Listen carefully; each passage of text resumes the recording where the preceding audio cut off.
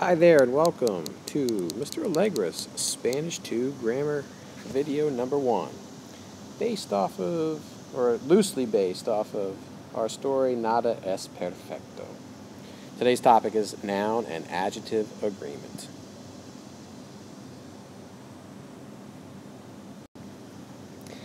The first thing, of course, we need to know about Spanish is that all nouns are divided into what I call two categories.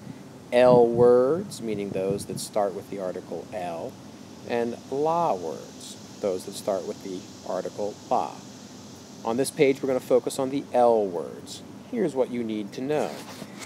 Any word, or almost any word, that ends in the letter O, as in right here, is an L word. You can think of tons of examples, but we'll just do a simple one. Libro is el libro. One thing that sometimes tricks people up, and so you need to pay attention, is that we'll see momentarily that if it ends in A, it's a la word. But if it ends in M-A, then that word is in fact an L word. So this is one at level 2 where we sort of jump in complexity just a bit from level 1. And to make your life simple, just always look for the last two letters. If it ends in M-A, it is also an L word.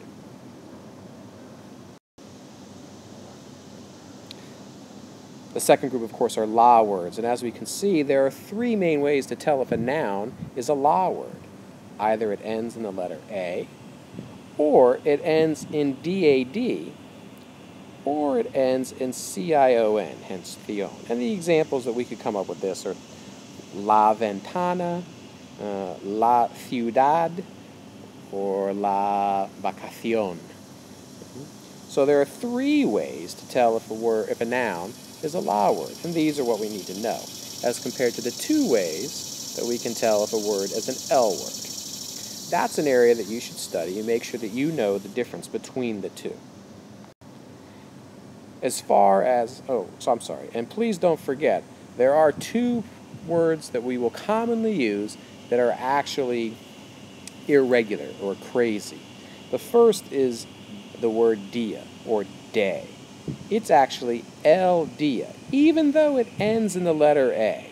So this is one definite exception. And like I said before, problema ends in an A, but really, if we pay attention, we see that it ends in M-A, and therefore, if we studied or watched this video enough times, we know if a noun ends in M-A, it is in fact an L word. But these two words, dia and problema, day and problem, are the most common ones that we'll use, at least early on in Spanish too. So try to remember that those are el dia and el problema. Finally, the last thing, of course, we have to remember and make sure we pay attention to is nouns have what we call number, singular and plural. Okay? So, obviously, our adjectives, since this is about adjective-noun agreement, need to agree. For example, libro. El libro is singular. And I know it's singular because there's no letter S. If I want to make it plural in Spanish, I simply add the letter S, and the article El becomes los. This means, of course, that the adjectives need to do the exact same thing. So if I want to say, in this case, el libro nuevo, then nuevo needs to agree with the noun. Ends in an O, so nuevo ends in an O. If it's plural, it still has to agree, so now it simply becomes nuevos. The OS, agree. The final thing you should know is that a lot of times most nouns in Spanish end in a vowel, either O or A, but sometimes they end in a consonant. How do you make these plural? You simply add ES. So again, if it ends in a vowel, we make a noun plural by adding S. If it ends in a consonant, we make it plural by adding ES.